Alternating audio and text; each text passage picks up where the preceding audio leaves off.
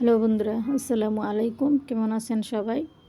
চলে আসলাম আবার একটা রেসিপি নিয়ে। তাই আজকের রেসিপিটা হচ্ছে আমি ঝালমুড়ির মশলাটা বানাবো। তো দেখেন কতটা সুন্দর কালারিং, কতটা সুন্দর দেখতে লাগছে। তাই একবার বানিয়ে সারা মাস খেতে পারবেন ইনশাল্লাহ। যারা মুড়ি পছন্দ করেন ইনশাল্লাহ একবার বানিয়ে রাখুন, সব সময় খেতে পারবেন। তাই আমি নিয়ে নিয়েছি মুড়ির মশলাটা বানানোর জন্য নিয়ে নিলাম কিছুটা পাঁচফোড়ন। যেই মুড়ির মশলাটা বানানো হয় রাস্তায় বা দোকানে বিক্রি করা হয়, এই পাঁচফোড়ন দিয়ে এই মশলাটা বানানো হয়। দেখেন আমি পাঁচফোড়ন নিয়ে নিয়েছি। তারপরে এখানে দিয়ে দেবো কিছুটা দারচিনি আর কিছুটা এলাচ। সবগুলো একসাথে এখন আমি পাটায় বেটে নেব।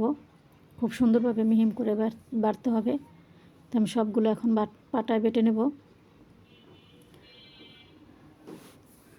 তো আমার কিছুটা যে বাটা হয়ে গেছে, পুরোটা মিহিম হয় না, আরও কিছুটা বাটতে হবে। তাই পুরোপুরি বেটে নিচ্ছি।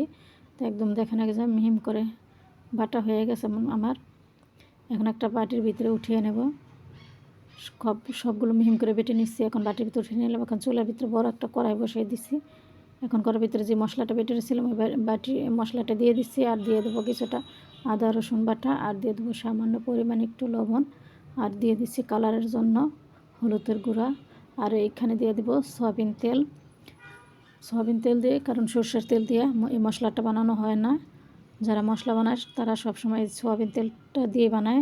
আপনারা দেখবেন একটা কালার চলে আসবে এই সয়াবিন তেল দিয়ে বানালে। আর সরষের তেল দিয়ে বানালে দেখা যাচ্ছে যে ঘ্রাণটা চলে যায়, রান্না করার পরে ওই ঘ্রাণটা থাকে না। সেজন্যই সয়াবিন তেল দিয়ে বানানো হয়। তো দেখেন আস্তে আস্তে কতটা কিন্তু কালার চলে আসছে আর খুব সুন্দর একটা ঘ্রাণ চলে আসতেছে। তো আমার মশলাটা কিন্তু দেখেন কতটা কালার চলে আসছে। তারপর দিয়ে দিলাম 2-3টা এলাচ। এখন আর একটু ভাজতে হবে। খুব সুন্দরভাবে ভাজা হয়ে গেছে আর কালারও চলে আসছে দেখেন।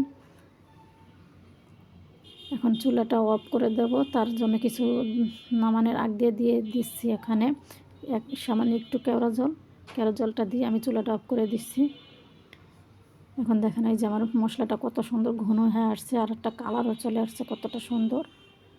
তো আমার মশলাটা ঠান্ডা হয়ে গেছে। এখন আমি একটা পাত্রের ভিতরে রেখে দেব, নর্মাল ফ্রিজে রেখে দেবো। একদম সারা মাস খেতে পারবেন ইনশাল্লাহ। যারা মুড়ি পছন্দ করেন ইনশাল্লাহ এরকমভাবে সবসময় বানিয়ে খেয়ে দেখবেন, খুবই মজাদার হবে। আর কালারও দেখেন কতটা সুন্দর কালার চলে আসছে।